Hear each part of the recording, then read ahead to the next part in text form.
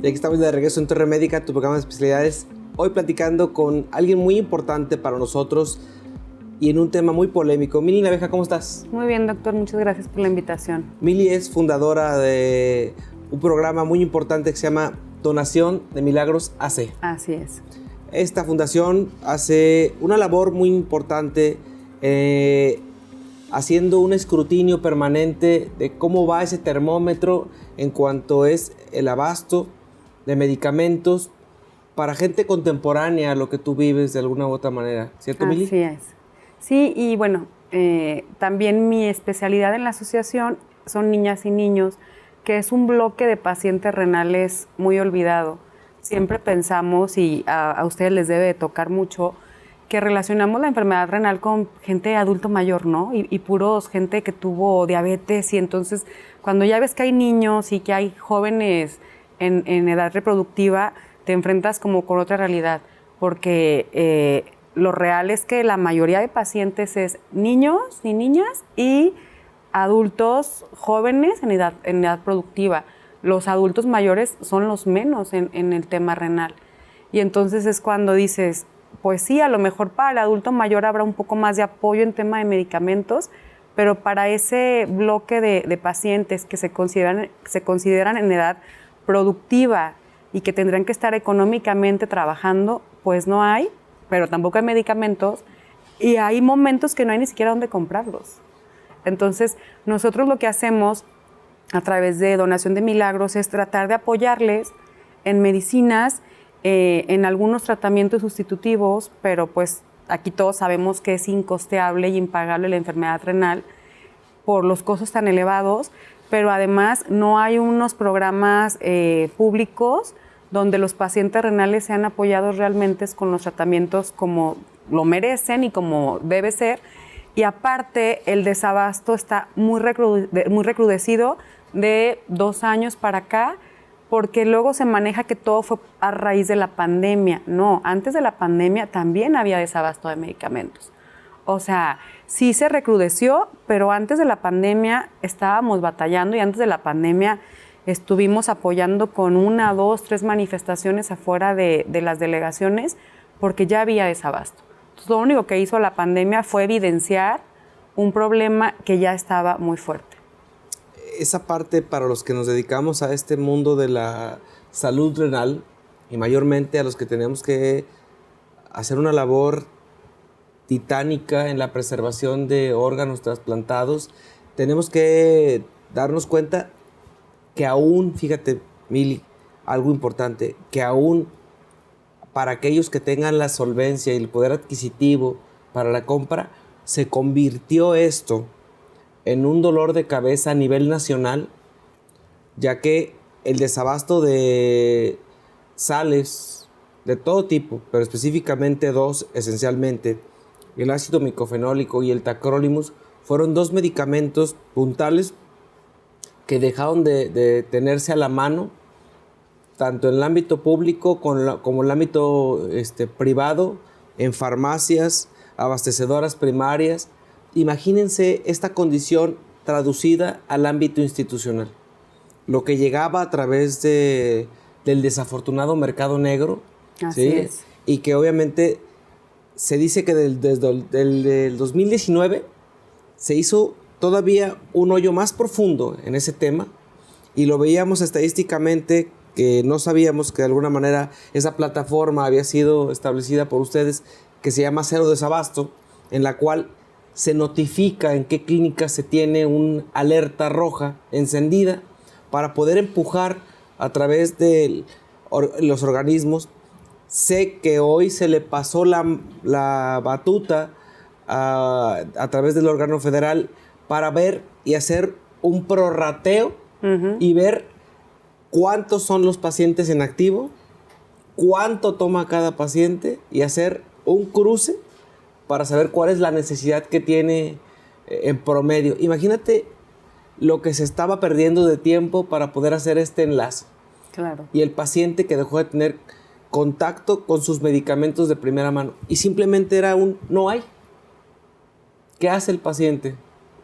Pues aunado a eso, doctor, sí quisiera también sumar que que fue a nivel nacional, por eso se hace la plataforma de cero desabasto, porque, como usted bien lo dice, todos los estados que tenían pacientes trasplantados, que hay muchos estados que tienen mayor índice de pacientes renales, como Jalisco, como como el Ciudad de México, como Puebla, tenían un Durango y tenían muchísimo desabasto, ¿no? Entonces, en Jalisco nos pasó algo todavía peor, porque en Jalisco lo que pasó es que la presión que las autoridades dicen tuvieron de parte de asociaciones civiles y pacientes, los orillaron a comprar medicamentos donde les encontraban los medicamentos. Y eso llevó a que tuvimos 2 veces entrega de medicamentos piratas. Repartieron en 2 clínicas medicamentos piratas y entonces ya el paciente ya no tenía que lidiar nada más con el desabasto, sino el abasto que había, el medicamento era pirata, con alertas de COFEPRIS previas diciendo este medicamento es pirata, este lote es pirata, y ese lote fue el que se compró. Y ese lote fue el que se entregó a los pacientes trasplantados.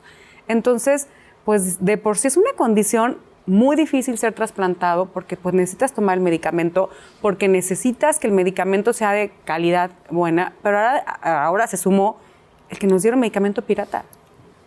Y entonces la única solución fue, pues hay que recogerlo. Pues sí, se recogió 2 veces, pero ¿en qué momento llegaron a comprar el medicamento pirata? ¿O cómo sabemos nosotros los pacientes, porque aparte yo soy trasplantada, que no todo el medicamento que me estás dando es pirata? Entonces es súper desgastante que ahora todo el medicamento que sale de las instituciones hay que estar revisando los lotes, hay que estar mandando correos a los laboratorios a ver si efectivamente ellos produjeron el medicamento o no. Y cotejar como que no es labor del paciente, pero sí es desconfiar, porque si tú tomas un medicamento que tienes que estar titulando los niveles del medicamento para estar dentro de valores terapéuticos, pues obviamente el paciente se siente vulnerable ante un advenimiento, y con tantas marcas que brotaron como debajo de la tierra, ¿sí? Que salieron debajo de las piedras de forma espontánea y que dijimos, ¿de dónde es esta marca? ¿De dónde es esta otra marca? De repente lo vemos en la consulta porque llega y me dicen, es que está bajo un paciente y me pregunta que si este medicamento lo puede tomar. Y bueno, tú ves la sal, dices, pues aquí dice tacrolimus y aquí dice 1 miligramo. Pero ni conozco la marca, ni conozco el laboratorio, mucho menos voy a tener el conocimiento de si ese lote fue realmente fabricado por esa marca. Y algo de lo que pasó, y que no vas a dejar dar la razón, con el cierre de las fronteras en tiempos de pandemia, muchas sales no llegaron a nuestro país. Por ende, la producción se detuvo y los indicadores que traía la doctora en un momento en sus manos, pues obviamente marcaron así de manera significativa la caída de la mano, porque muchas marcas de repente, ¡pum!, salieron del mercado.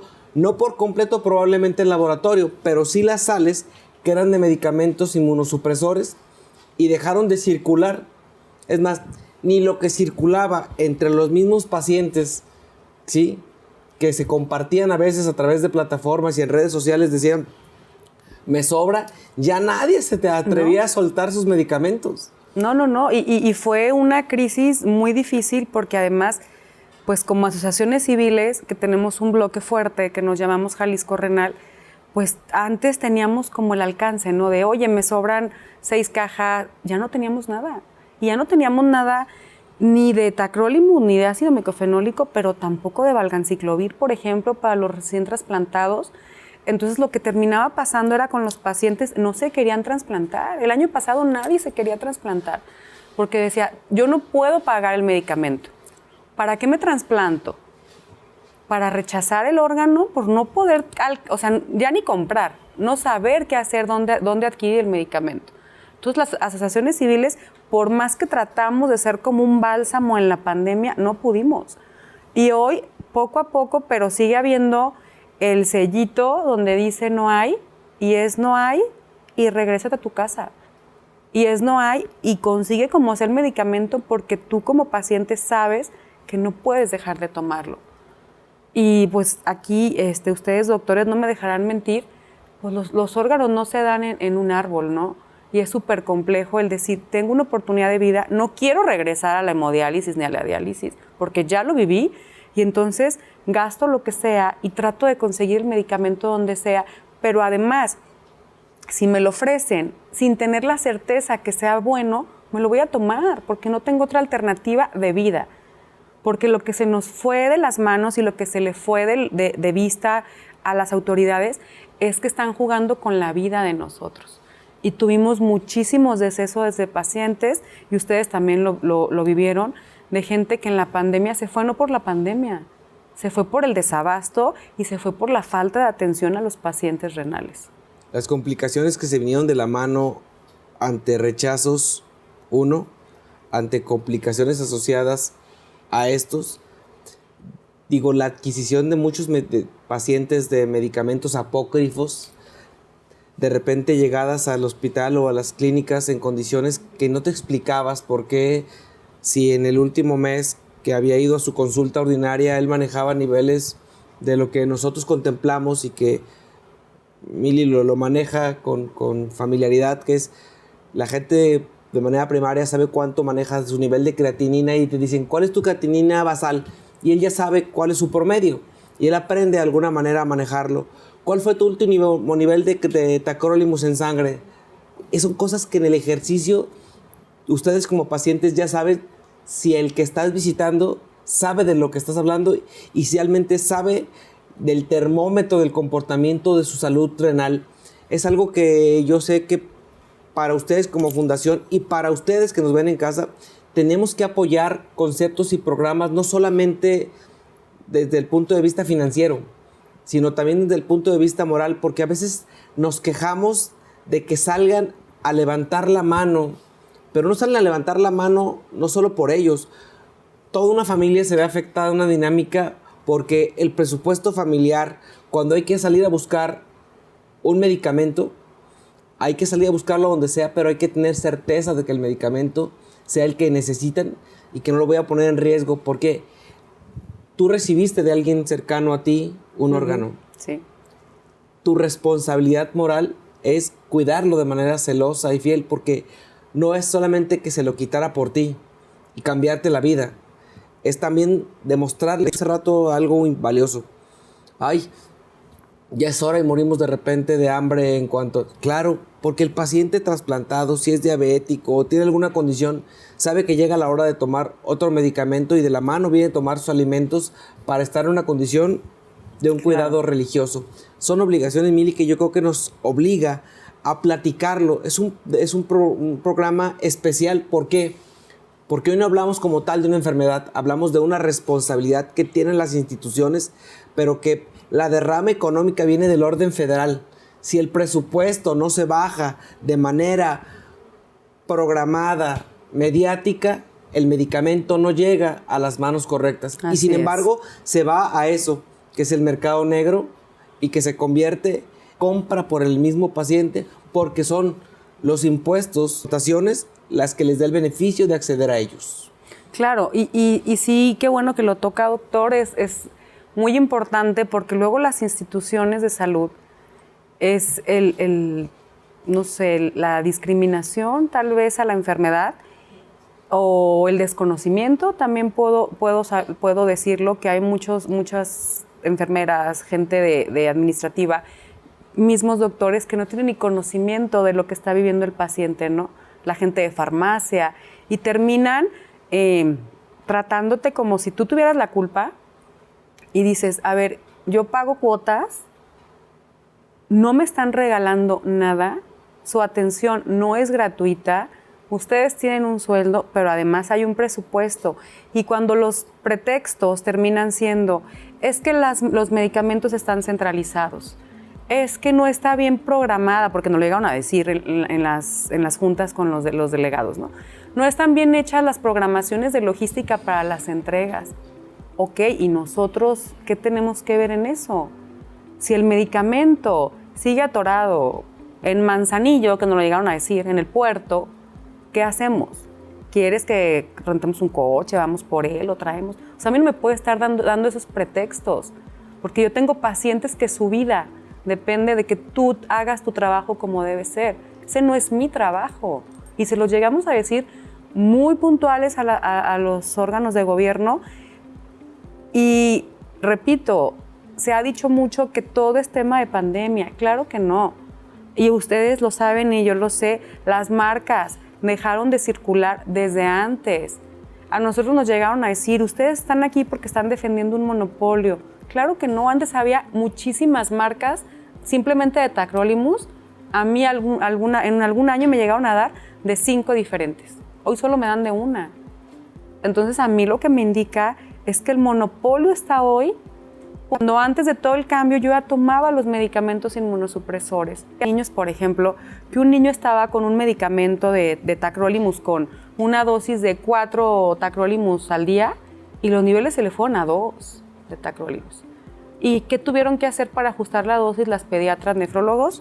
Subirlos. Y la niña está con 16 pastillas en un inicio que ese tacrolimus no sabíamos ni qué onda y luego pues ya se le subieron a 15, ¿no? Entonces dices, pobre niña, 8 años y me pasaba con la niña que me decía la mamá, oye, es que no quiere comer. Y yo le decía, ¿a qué horas come? Si solo se la pasa tomando pastillas. Imagínate en un cuerpecito de este tamaño, tomar más de 18 pastillas al día de una sola. No le faltaba su ácido, le faltaba su prednisona, más sus omegas, más lo que le hubiera recetado el pediatra, ¿no? Entonces, sí ha sido un problema muy serio el desabasto, el que no se ha tomado en cuenta. Pues creo que esa parte es importante. Yo creo que es valioso que lo tomemos en cuenta y que en la sección de mesa de conclusiones de instituciones ordinar y programar que no exista como tal un medicamento tan importante como son oncológicos, inmunosupresores y obviamente en padecimientos o enfermedades crónicas. ¿Te quedas con nosotros? Continuamos en Torre Médica. Gracias. Continuamos.